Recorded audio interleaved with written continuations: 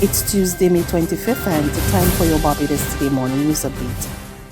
The Caribbean Examination Council, CXC, is being urged not to proceed with this year's Caribbean Secondary Education Certificate and Caribbean Advanced Proficiency examinations in their current form. It's coming from the United Nations Children's Agency, UNICEF, which has also called on education ministers to urgently intervene and request CXC adjust this year's exams. In a statement, UNICEF representatives for Barbados and the Eastern Caribbean, Belize, Jamaica, and Guyana and Suriname recommended that the regional examining body make adjustments to the content and administration of the exams to ensure students are not disadvantaged. They contended that these are unprecedented times which called for innovative approaches to stem the effects of COVID-19 on generations to come. Still no date yet for the Common Entrance Examinations, but Education Minister Cynthia Bradshaw said that announcement could come within the next 2 weeks. The minister gave the assurance over the weekend and promised that anxious students and parents will not have to wait much longer to know when the exams will take place. Don't worry about the 11 plus, because I know many people worry about the 11 plus. I told the country we were going to do the assessments on the children. The assessments are underway, and I give the assurance that within the next 2 weeks or sooner, we will have a position as far as the 11 plus date is concerned. That is our commitment to you. In other news, as the hunt for the men who gunned down Acting Station Sergeant Newton Lewis last Saturday continues, the father of the deceased is not only mourning but angry. The police officer was responding to a report of a robbery when he was shot and killed by unknown assailants near his home in Rose Hill, St. Peter. His father, Anthony Lewis, tells Barbados Today he is furious over the senseless killing of his firstborn. Newton was a very respectable young man, and I would not be ashamed to say this, that at 46 years old, he was a better man than I was at 46, because he was very straightforward with his family and supportive. He was a good husband and a good, as I say, he was better than me when I was at that age. I don't know, and then when you heard the sort of things that is being said about him, you know, it gives you a kind of feeling, man, why do a man of this caliber have to be taken away in such a way? But I get over it at that point, and as I said earlier, right now my position is that I'm a very angry man, and I'm angry with the system and the authorities. Opposition leader Bishop Joseph Atherley has again expressed concern over the crime situation in the country, and he has issued yet another call for a national consultation on the worrying problem. I have called previously on the government to consider having a national dialogue, national consultation on the business of crime in Barbados, particularly violent crime and gun-related crime. But I think the response has to be holistic. That call was unheeded. It was made about a year and a half ago. I want to repeat that call today. But this time I'm hoping that call falls on the ears of the leader of the Democratic Labour Party, and the leader of the United Progressive Party, and the leader of Solutions Barbados, the opposition parties in Barbados, in addition to the PDP. And I'm asking them to join me in helping to mount that national consultation dialogue on crime. I believe there needs to be a holistic response. There's several areas, about a dozen of them, upon which we need to focus seriously as a country. We've just spent a lot of money, invested a lot of money in responding to the COVID threat. And I think that that's the type of response, maybe not to the same magnitude in terms of the monies, I don't know, and that would have to be measured. But certainly that's the type of response that you need to make. The long-awaited refurbished Queen Elizabeth Hospital's Accident and Emergency Department will be open to the public within the next few weeks. Health and Wellness Minister Lieutenant Colonel Jeffrey BOSTIC made the disclosure during the Barbados Labour Party's 3-year anniversary virtual political meeting on Sunday. The new accident and emergency facility which the construction is finished. Most of the furnishing is already there. It's now in its snagging stage and will be fully open to the public during the weekend of June 12th. And this is very important. What is it that you can expect to see in that facility? First of all, it is going to be double in size, and the sitting area, indoors and outdoors, will be 3 times as much as we have right now at the Accident and Emergency Department.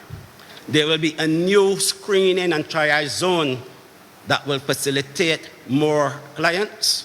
We are moving from 2 staff rooms to 6, from 2 to 6.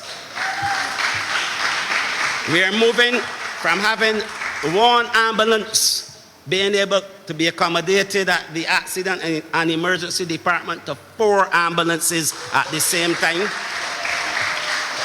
There will be a new pediatric emergency room, and we'll be moving from 2 to 4 state-of-the-art self-contained isolation rooms.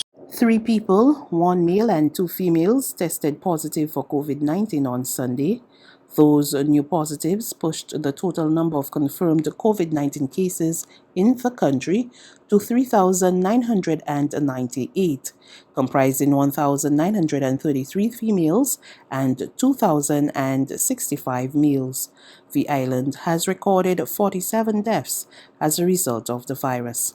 There are currently 50 people in isolation. There's regional and international news after this short break.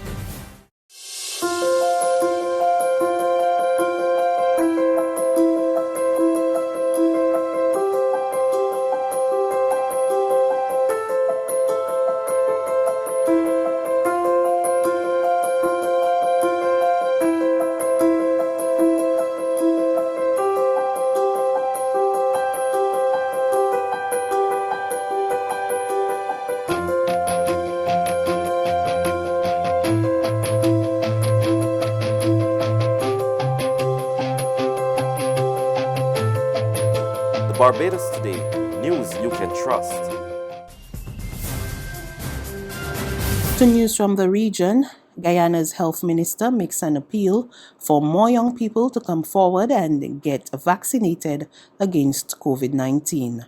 Gordon Mosley of News Source Guyana has that report. The majority of the more than 1,800 active COVID-19 cases in Guyana are youths between the ages of 18 and 39.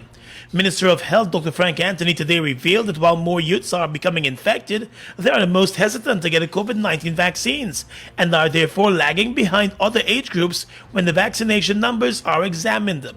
The health minister said he believes that more youths are becoming infected because they are the ones who are out and about the most. For most of this age group, they might have milder form of the disease. Although we have been seeing a few cases where some younger people are getting infected coming into the hospital, and we've had a few deaths in the age range between 30 to 40. We've had a few deaths. And therefore, we want people to also understand that they need to come out and get their vaccines as well. And we want to urge them to make use of the opportunity, because vaccines are available throughout the country if they can come out and get their vaccines so that they can protect themselves. Based on the Ministry of Health data, more than 65% of persons above the age of 60 in Guyana have received the first dose of the COVID-19 vaccine. When it comes to those between the ages of 18 and 39, less than 30% of that population has received a first shot of the vaccine. The health minister said more youths need to get vaccinated to protect themselves and their loved ones. On the international scene, the European Union agreed Monday to impose sanctions against Belarus following the nation's forced diversion of a passenger jet and the arrest of an opposition journalist. More in this report from France 24. Utterly unacceptable. That's how the European Union has qualified Belarus's interception of an EU-registered jet over its territory at the weekend and the arrest of one of its passengers on forced landing in Minsk. It is an outrageous behavior, and Lukashenko and his regime have to understand that this will have severe consequences. Sanctions against individuals that are involved in this hijacking, but also sanctions against business and economic entities that are financing these regimes. On board the flight, Belarusian journalist and blogger Roman Protasevich. On landing, he was separated from the rest of the passengers along with his Russian girlfriend. Neither reboarded. As outrage in Europe intensified, Belarus's neighbours Lithuania, Latvia and Poland were particularly vocal. The state terrorism action going against the international law. Jest to kwestia absolutnie bez precedensu. The UK barred Belarus's national carrier Belavia from operating in its territory, and European airlines, some pushed by governments, in turn began halting their flights to or over Belarus. Latvia went further, expelling Belarusian diplomats, with Minsk responding in kind.